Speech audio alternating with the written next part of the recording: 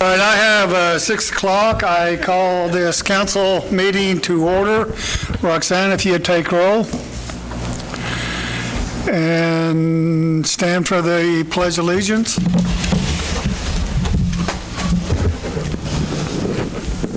I Pledge allegiance to the flag of the United States of America and to the republic for which it stands, one nation, under God, indivisible, with liberty and justice for all.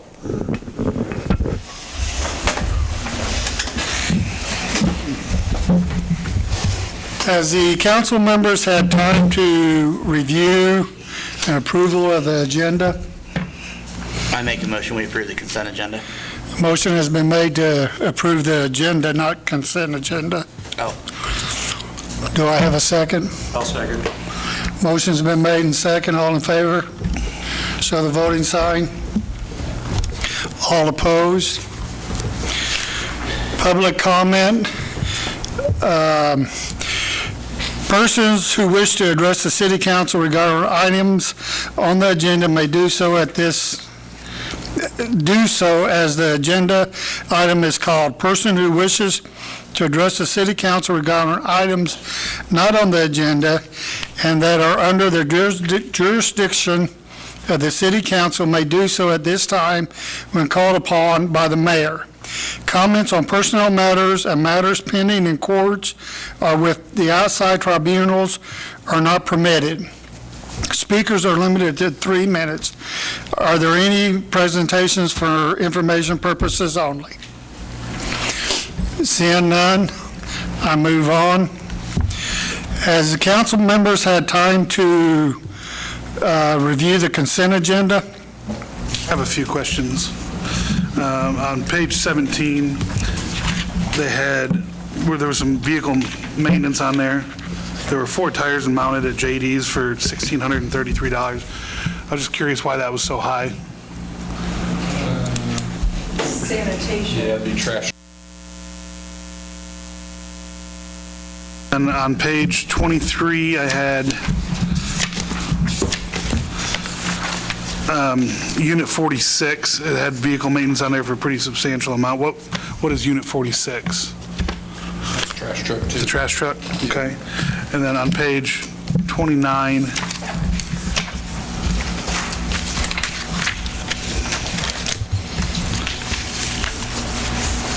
I see that we rented a pressure washer for the swimming pool. Do we not have a pressure washer within the city?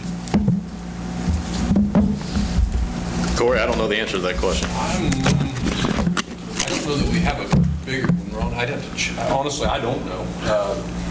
I would suggest that we probably look Enough to into, warrant buying one. I mean, $172, that about, Pretty much buy a pressure washer. so, something to look into there. Yeah, no, Ron, we can look into that, Ron, sure. I have nothing further. Does any other council members have any questions? Steve, you're studying. Make a motion to approve consent agenda. Motion has been made to approve the consent agenda. We have a second. All in favor, show the voting sign. Opposed?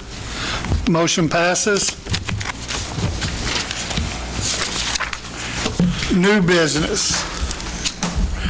Item A, floodplain ordinance.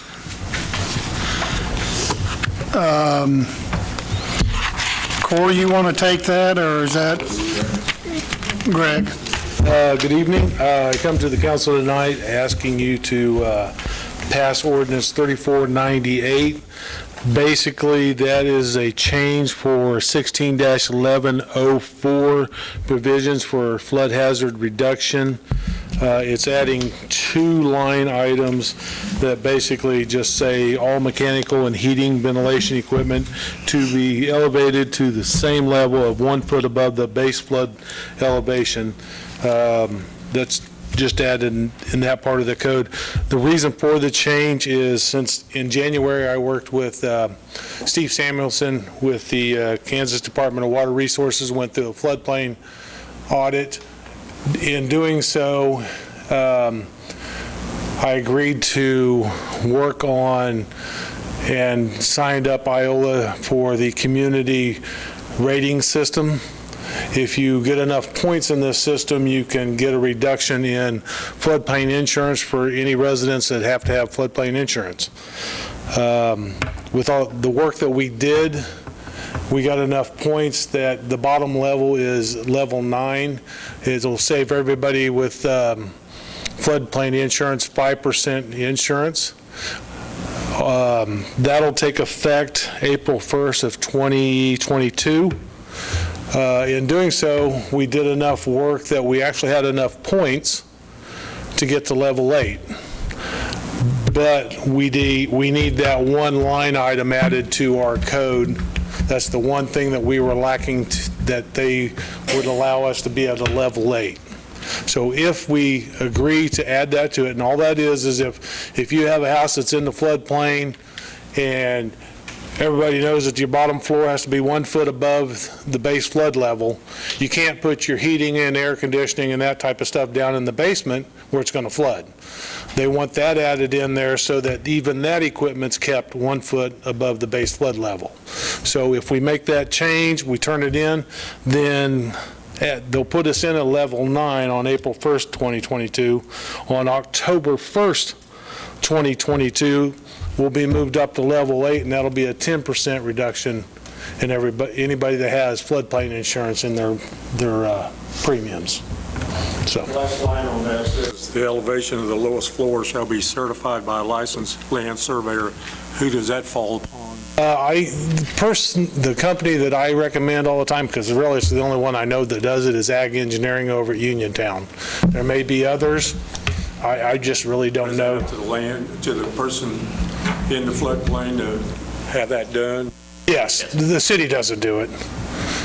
Yeah, that's on them to do it. And to be honest with you, if there's something that happens in the floodplain where they want to build or something, it's not that you can't build in the floodplain, but you got to work with the state to get their approval, because they're going to tell you exactly what you need to do that. I make them go through the state. I'm not doing their footwork for them. How many existing structures will this impact? Probably very little. We've lost enough houses in the floodplain that there's very little construction going on. But if somebody wants to build, they're just going to have to build to these requirements. I mean, if there's any construction goes on over on the east side of town, they're going to have to follow these guidelines, because that whole area over on the east side of town on 54 is in the floodplain area. This doesn't affect existing structures then? No. Okay. This is just anything new, residential or commercial. Okay, when you, in item 2, non-residential construction, new construction or substantial improvements, okay, what falls under substantial improvements? Anything over 50%. I can't, if your house is in a floodplain, I cannot okay a permit that you could want to spend more than 50% of what that structure's worth. So if you have a house in a floodplain and it's valued at $60,000, I cannot okay a permit for you to do work to that structure that's over $30,000. If you want to do more than that, you've got to go through the state, and you're going to have to bring that structure up to floodplain requirements. Okay, what if I've got an AC unit sitting outside already, okay, and my improvements does not involve... That's ongoing maintenance. If you're just talking about replacing it, that's ongoing maintenance. Okay, and if I'm going to be remodeling inside the house, but I'm not going to be messing with that unit outside or relocating it, now do I have to raise it up? It all depends on how much you're going to spend on that structure and what your structure's worth. If you remember, one of the houses that I'm tearing down in August, the house is only valued at $4,000. Right. So I cannot okay anything over $2,000, plus that house is in the floodway. You can't do hardly anything for $2,000. So.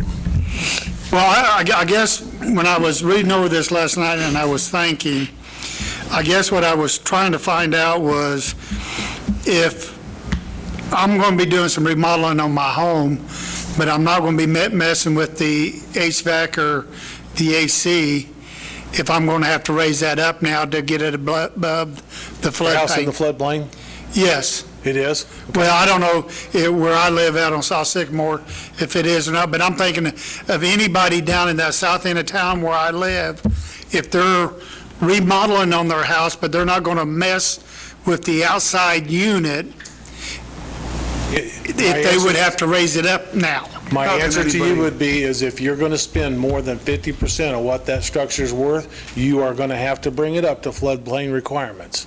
Because the whole goal of FEMA is they've had to pay out on floodplain or flood insurance on people that have been flooded out. They don't want you going in and spending a ton of money again, and then 5, 6, 7 years down the road, they have another flood, and then they have to pay you out again. That's You're only talking people that only have to pay flood insurance. only Yes. the ones in the floodplain. That's the only ones it affects. I think where I live at, you know where I live at, I think I'm in right on the edge of the floodplain. And it depends if the floodplain touches your structure. If it's in your yard, it doesn't matter. If that floodplain touches your structure, you fall under the floodplain rules. Just because it's in your yard doesn't mean you have to have floodplain insurance. Seems like Okay. it's just protecting the homeowner. I mean, Well, I would I mean, if you're not going to build your house lower than 1 foot above it, you shouldn't put anything else below that either, so. So there's no grandfathering clause in on any of this. It's not going to make you have to move your AC unit or your furnace. But if you have a $60,000 house and you come to me and you say, I'm going to spend $40,000 on it, and you're in the floodplain, now you follow under these guidelines, Okay. okay? I think the amount of money that we're going to save moving up in the rating system for the people in the floodplain is going to offset the cost of any future renovations. And I don't know how much floodplain insurance costs, but Matt and I was having a conversation one time. Yes, it's very expensive. I think for him alone, it's I can probably, speak from experience, it's not cheap. I think it's going to save him probably $300 a year, just for his one house. So I don't know how many houses in this town have to have floodplain insurance or businesses. It's a little chunk of money. So, Well, thank you for clarifying that for me, Greg. I'll make a motion to approve ordinance number 3498, adding mechanical freeboard requirements to floodplain regulations and authorize the necessary signatures. Motion has been made to approve this agenda item. Do I have a second? Second. Motion been made and second. All in favor, show the voting sign. All opposed? Motion passes. Thank you, Greg. Well, I guess is it going to be a short and sweet meeting? It is now time for counselor and administrative reports. Why don't we start with you, Ron? I have a couple things. First, great job to the city crews for the cemeteries being mowed for Memorial Day with all the rain that we had through all the standing water, and they had a task for sure. Second is, I've been talking with Matt about it, but I had a lot of complaints on the road work that was done for us, and the asphalt and on State Street, the mess that was made, the quality of the work that was done. And I had citizens reaching out saying, I hope that you are going to discuss payment before it's made. I had contacted an engineer and that deals specifically in roads, and one of their roads, they would have made them mill it out and redo it. So I think we need to have a discussion about that, and also about probably putting them on a no-bid list in the future. So I have that, and then I did have an issue with, as you guys know, we do have a grievance hearing coming up, and our policy manual was written by us for our employees, and it was supposed to be done before our next meeting. And because we have 2 missing members, it was pushed off. Well, Kim's not going to be here next meeting. I don't know if anybody else is or not, but I don't feel that it's right that we're pushing off our grievance policies because we have people that are missing. Business still goes on as normal. Well, to follow up on that next meeting on the 28th, I may not be here due to medical. We have to wait for a full board. No, you don't have to. Paul? I want to draw attention to the anniversaries for Mitch Phillips, Tom Roush, and Gary Kimball, 33 years. Highly commendable for their stability and work here for the city. Okay, I would like to follow up on North State Street. I've had a number of complaints about that too. I think it's worse than what it was before. And I was out and about the other day, and I come across some of our workers, and I actually took them some water because they were hot and sweaty, that were laying blacktop asphalt. And I went back later on that night and drove over the roads, and for what little equipment we got, they did a damn good job over in the east part of town. And I'm with Ron. We need to, I hope we haven't cut the check for that company yet, because I am very, very disappointed in that job that they did. And I think we need to talk to our attorney and see what we can do as far as partial payment, having them come back and redo it or something. I just can't stomach North State Street. City workers, I want to commend all of them. The last few weeks has been real hot, and I've went by, seen a number of workers out there doing their job like it's no other effort to do it. Hot, whatever. Thank you, employees, for doing that. And the cemetery, Ron touched on it, that it looked great, but I'm wondering if there's any way that we could get some trees planted down along Cottonwood Street to kind of beautify the cemetery up a little. I'd like to see us look into that and see what we can come up with, get with Berkeley, and see if we can't come up with something to make, especially Cottonwood Street, look a little more appealing. And the last thing I got is, Corey and Greg, I'm glad you're here. Where are we as far as the demolition on Lincoln Street, the fire? Have we heard anything?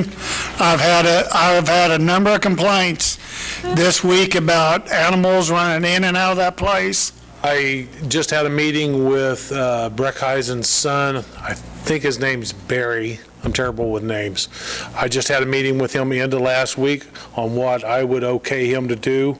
I told him that I would allow him to leave the last stall of the garage. It's in pretty good shape. Tear down everything else. I did reiterate with him that I'm starting to get a lot of questions, that we need to see some kind of progress. And he told me that something would be done in the next 3 weeks. And I said, if something doesn't start getting done, the council's going to have me do something. And there's a provision in our code that if it's a dangerous structure, we can go in there and we can do it. We can hire or bid it out and have somebody go in there and do it ourselves and assess it to their taxes. So I would say if there hasn't been anything done by the next council meeting, we need to start looking into I it. think funds are an issue with this family. So Well, I understand that. I just had a meeting with them. I think it was last Thursday. All right, thank you. Yep. Nick? It's summer, watch out for kids. Pool's open, have fun. Fixing the bumps on the south side of town, and an IT person. Which bums? Most of the south side of town, if you Oh, drive down yeah. the roads, it's I didn't know if you had someone just specific. all of them. Yeah. I make it a habit of driving around town for no reason at all, and yeah, they're pretty bad. I think Washington's new. Mark? Noticed when I was out for one of my walks, the electric crew was working on the west side of the square, replacing some of the globes and on the square, and also over there in front of office supply. I was wondering, when were those installed, the street globes, and what it would take to, we're starting to get some that are yellow, some are white, some are in between. I counted them there. We've got about 40 standards, about three per standard. So you're talking about 120 of them, about 12 grand to replace them all. Because a new globe is about 65 bucks, then we might as well upgrade them with LEDs. So my question is, one, can we do it? Two, do we, electric department pay for that, or can we do a CIP fund thing? And Oh, I think the electric department can pay for it. There's plenty of funds to do it. It's something I brought up too. It's a yellow haze. It's not much of a light. It's a yellow haze. When were they initially put in? I don't know the answer to that. I believe those decorative lights were put in like 88, 89 when they did the sidewalks on the square. It might have been 90. Somewhere in that realm was when they were put in, when the sidewalk project was done downtown, prior to my time. But I can tell you, I signed a purchase order for the globes just the other day. So Jim's working on that, and I think they've already ordered the LED lights to do the transition. And the understanding was, I think part of it's coming out of the electric fund, part of it's going to come out of the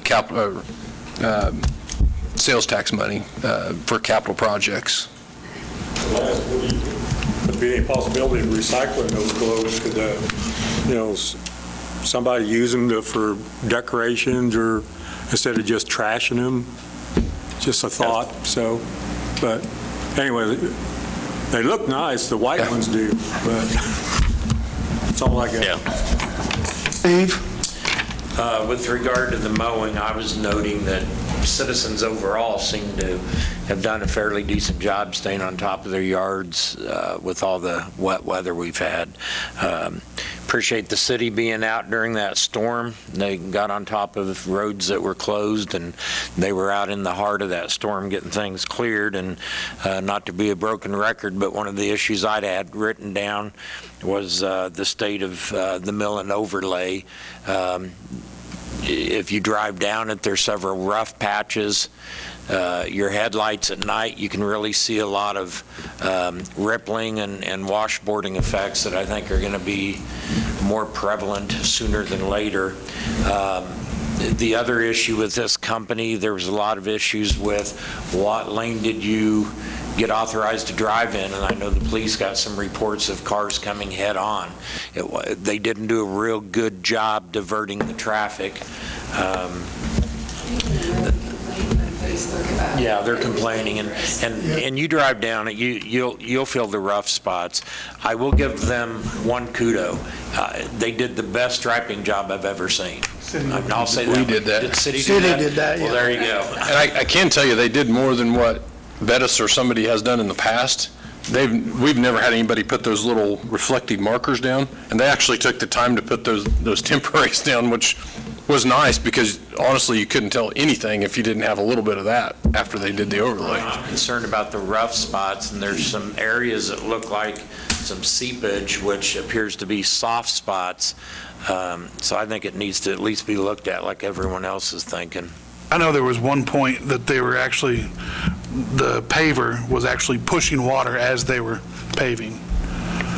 So I spent a lot of time on State Street during the day, and during the time there that they were there, I was not impressed, and I know a lot of our citizens are not impressed. And that's their money that paid for it. I wouldn't pay full price if it was my job. I've not seen an invoice yet. Well, with not saying any names or anything, I had one citizen tell me, well, you get what you paid for, you took the lower of the bids. And I says, well, by our purchasing policy, we got to do that. We don't have to. And I brought this up before I believe Carl even brought it up too, about their track record as well.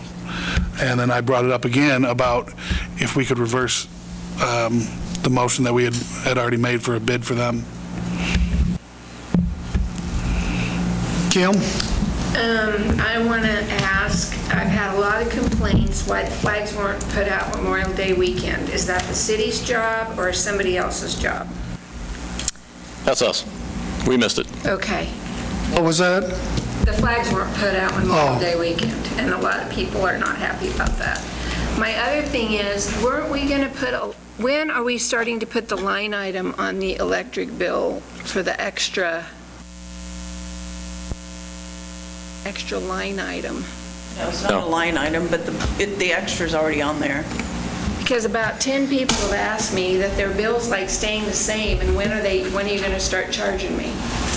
Everybody's getting Yeah, we are charging. Okay. They can put that extra 20, 30 in there voluntarily. I thought it was going to be like a line item so they would know what it is. No, Put another so line item, it'll print 2 bills for Yeah. every customer. it's all wrapped into the charge. Okay, so I can tell them it's already on there. Yeah, it's already on there. And I appreciate having power during the terrible windstorm this past week. I was worried. Thank you. Went up to Garnett, too. They got hit hard. Yeah, I never see that 15 minutes after. Yeah. Moran was out of power yesterday afternoon.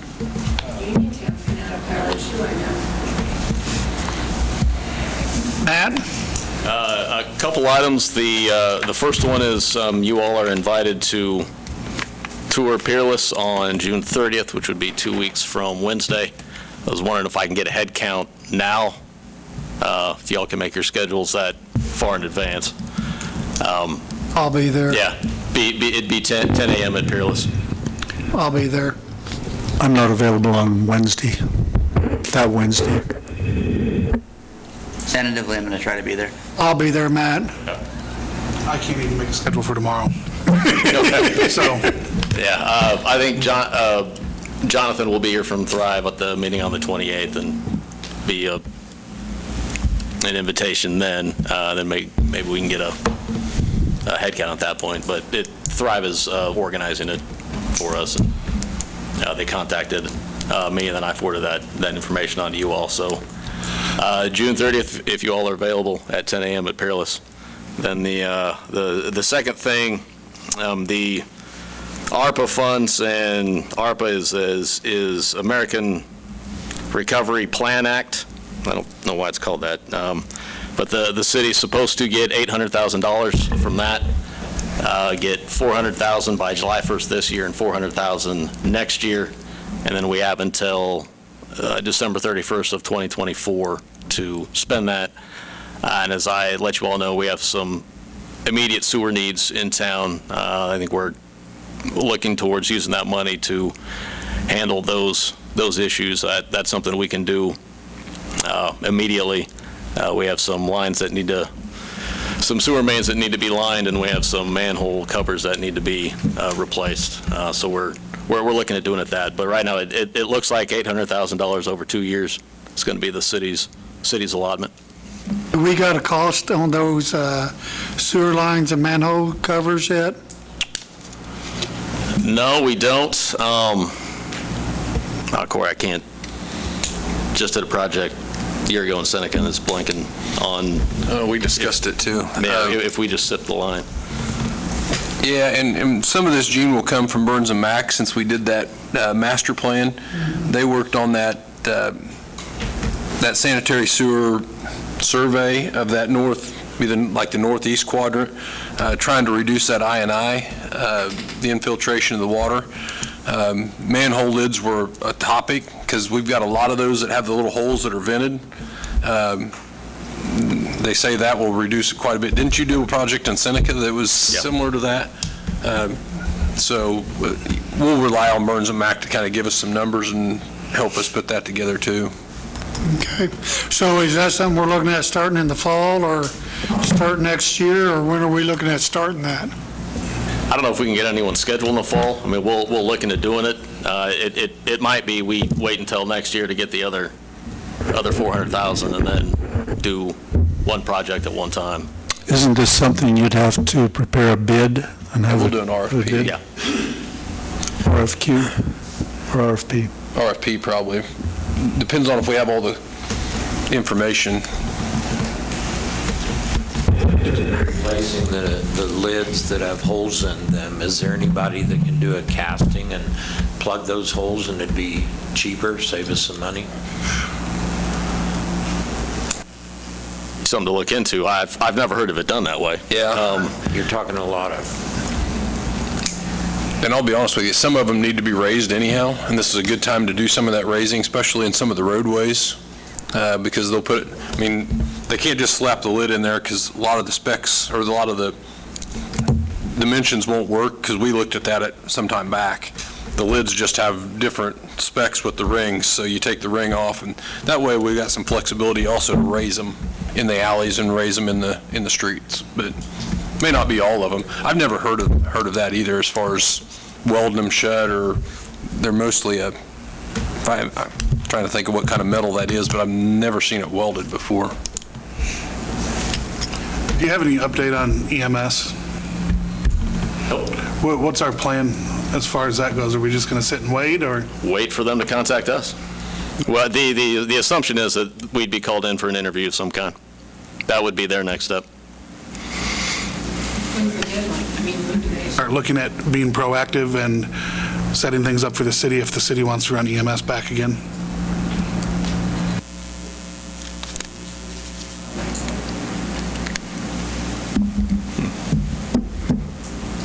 Okay. I think that would be a good idea to start, have an ace in our pocket in case we do need it. I mean, to me, it sounds like county's dragging their feet. I mean, there's a lot of things to consider. I mean, we've got a lot of equipment over at the State Street. What are we going to do with all the equipment in that building? There's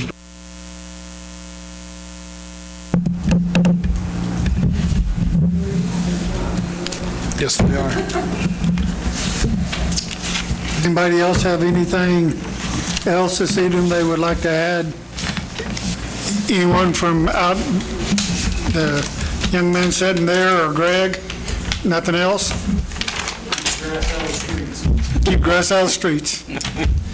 Okay, can I get a motion to adjourn for the evening? Let's go. I have a motion to adjourn for the evening. Do I have a second? I have a motion and a second. All in favor? Show the voting sign. All opposed? Nick, you're an oddball. I like spending time with you. Ron seconded it. Good evening. Thank you, folks.